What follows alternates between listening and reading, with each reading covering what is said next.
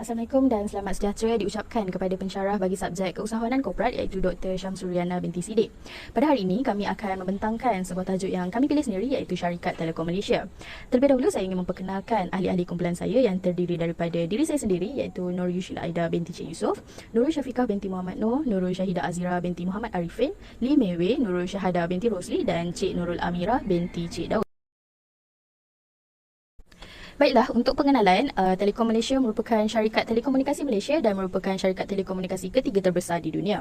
Telekom Malaysia memegang hak monopoli untuk penyediaan rangkaian telefon talian darat serta mempunyai pegangan yang kukuh dalam pasaran komunikasi telefon mudah alih setelah mengambil alih Celcom Berhad dan menggabungkannya dengan perkhidmatan mudah alih sendiri. Telekom Malaysia telah ditubuhkan pada 12 Oktober 1984 iaitu telah memasuki usia 37 tahun. Telekom Malaysia juga telah memiliki anak syarikat yang menawarkan perkhidmatan internet iaitu TMNet yang menawarkan perhubungan jalur nipis dan jalur lebar. Perhubungan jalur lebar disalurkan melalui DSL di bawah jenama TMNet Streamix. Oleh sebab hampir memonopoli kesemua perkhidmatan perhubungan pengguna akhir, TMNet juga merupakan satu-satunya penyumbang jalur lebar DSL broadband di negara ini. Baiklah, bagi visi Syarikat Telekom Malaysia, mereka ingin menjadi sebuah syarikat telekomunikasi pilihan dengan penumpuan ke arah menyampaikan nilai terunggul kepada pelanggan dan pihak-pihak lain yang berkepentingan dalam syarikat. Misi mereka ingin menjadi peneraju yang diiktiraf dalam semua pasaran yang kita ceburi. Kedua, mereka ingin menjadi sebuah organisasi yang memberi tumpuan kepada pelanggan dan menyediakan penyelesaian setempat secara menyeluruh. Yang ketiga, mereka ingin membina hubungan yang berkekalan dengan pelanggan dan rakan niaga berdasarkan prinsip kepercayaan. Dan mereka juga ingin menjana nilai pemegang saham dengan merebut peluang-peluang perniagaan di Asia Pasifik dan lain-lain pasaran serantau yang terpilih. Baiklah, berikut merupakan barisan organisasi Syarikat Telekom Malaysia yang dipengerusikan oleh Tan Sri Muhammad Azlan bin Hashim. Disertai dengan pengarah urusan atau ketua pegawai eksekutif kumpulan iaitu Encik Imri Mohtar. Dibantu oleh 3 orang pengarah bukan eksekutif. Pengarah kanan bebas iaitu Tengku Afidah binti Tengku Datuk A. Malik dibantu oleh 5 orang pengarah bukan eksekutif bebas. Dan mempunyai seorang pengarah ganti bukan eksekutif yang bernama Encik Izzat Jeffrey bin Ismail. Bagi isu pertama, isu tanah runtuh batang kali, capaian internet lemah syarikat telekomunikasi diarah cari alternatif. Dalam isu ini, terdapat 4 syarikat utama telekomunikasi negara iaitu Maxis, Digi, Celcom dan Mobile telah diarah untuk ke lokasi tanah runtuh di tapak perkemahan di Fathers Organic Farm bagi meninjau masalah capaian internet yang lemah dan mencari penyelesaian terbaik bagi mengatasinya. Hasil perbincangan, hanya Maxis akan memasang parabola terlebih dahulu sebelum syarikat media Jabatan Penerangan Malaysia (JPN) berkongsi sambungan Wi-Fi kepada semua pengamal media yang berkampung di lokasi kejadian. Katanya, Telekom Malaysia juga dalam proses memasang alat pemancar untuk memberi kemudahan sambungan Wi-Fi, namun kestabilan capaian internet bergantung kepada jarak ia dipasang dari lokasi terjadi. Seterusnya, bagi strategi, TM telah memasang movable IP set Movic bagi menstabilkan kemudahan talian telekomunikasi di lokasi kejadian tanah runtuh. Difahamkan, set Movic itu dipasang bagi memudahkan urusan petugas operasi menyelamat berhubung antara satu sama lain di lokasi kejadian. Set Movic itu dipasang bagi mengatasi kesukaran untuk mendapatkan akses internet dan talian telefon sejak hari pertama kejadian. Ianya dapat juga memberi kemudahan bukan sahaja kepada petugas keselamatan, malahan kepada wakil media membuat liputan.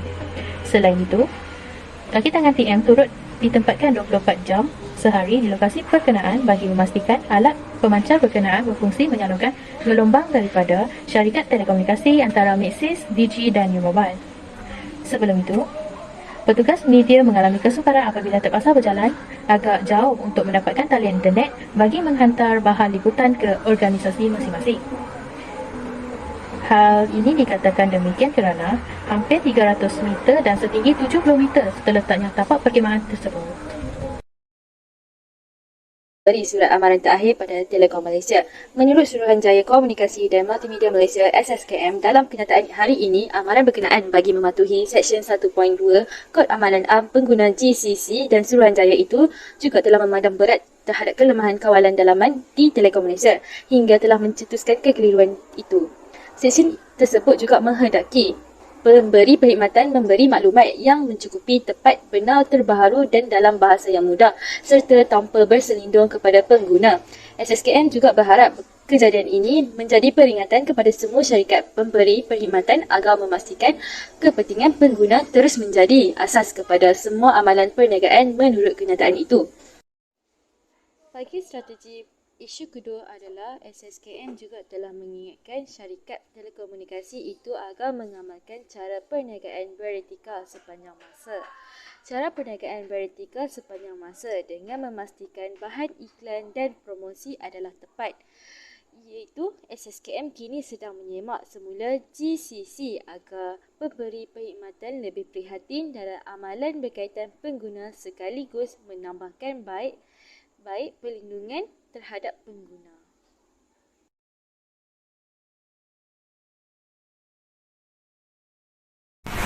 Isu yang seterusnya ialah Tiong menyeru Telekom Malaysia menangani isu internet kurang memuaskan di pedalaman Sarawak. Tiong yang juga ahli Dewan Undangan Negeri Dudung turut memberitahu ramai penduduk rumah panjang di Dudung meluahkan rasa kecewa apabila tidak dapat menikmati perkhidmatan internet walaupun menara telekomunikasi berada berhampiran dengan mereka. Sekiranya Telekom Malaysia ingin mewujudkan rangkaian internet di sesebuah kawasan perumahan, tidak kira sama ada di tengah atau pinggir bandar, perkhidmatan telekomunikasi dan rangkaian tersebut perlulah dapat menampung penggunaan penduduk di kawasan tersebut. Strategi bagi isu ini ialah wujudnya platform komunikasi dengan orang ramai. Perlu wujudnya platform komunikasi dengan orang ramai supaya dapat memberi pendedahan kepada mereka berhubung perkhidmatan yang ditawarkan seperti perbezaan rangkaian, gantian optik, Unify dan perkhidmatan jalur lebar. Telekom Malaysia harus menangani isu rangkaian internet yang kurang memuaskan di kawasan yang sudah mempunyai menara telekomunikasi. Telekom Malaysia juga boleh mengadakan perbincangan dengan wakil penduduk dan mengasyurkan kepada mereka mengenai pakej rangkaian internet yang sesuai dengan kawasan mereka. Pada tahun 2022, Telekom Malaysia merancang untuk menambah perkhidmatan Unify di Dudung. Selain itu, rakyat juga perlu mengetahui dengan pihak mana yang dapat mereka rujuk sekiranya menghadapi masalah serta untuk mendapatkan maklum balas dalam tempoh yang singkat. Terima kasih. Isu, seramai 50,000 pelanggan Unify, Streamy YS dan Unify Mobile terkesan apabila sebahagian perkhidmatan komunikasi Telekom Malaysia berhad TM itu terjejas berikutan hujan lebat berterusan tanpa henti. Strategi melaksanakan kerja baik pulih rangkaian di kawasan yang terjejas banjir bagi mengurangkan gangguan perkhidmatan dan memastikan pelanggan dapat terhubung serta menggerakkan barisan harapan PM. Rangkaian tindak balas bencana GLC GDRN turut diaktifkan untuk memberi bantuan dan sokongan kepada mereka yang terjejas dengan bencana ini. Sebagai permulaan, sejumlah 50 juta diperuntukkan kepada inisiatif bantuan yang terdiri daripada geran padanan bernilai 25 juta oleh kerajaan, manakala GLC atau GLIC akan bersama-sama menyumbangkan 25 juta lagi, katanya. Baiklah, sebagai kesimpulannya, jelas dilihat bahawa strategi dan isu yang dikemukakan bagi syarikat Telekom Malaysia yang dapat mengawal situasi sistem pentadbiran dalam syarikat Telekom Malaysia. Oleh itu, dengan adanya sistem pengurusan yang sistematik, syarikat Telekom Malaysia akan sentiasa diterima baik oleh setiap pelanggan dan mampu meningkatkan nama baik mereka di persada dunia. Pada masa yang sama, diharapkan juga supaya setiap pelanggan sentiasa menggunakan perkhidmatan telekomunikasi ini dan sentiasa membantu dalam menaik taraf sistem perkhidmatan tersebut supaya syarikat Telekom Malaysia mendapat pengiktirafan dunia. Terima kasih.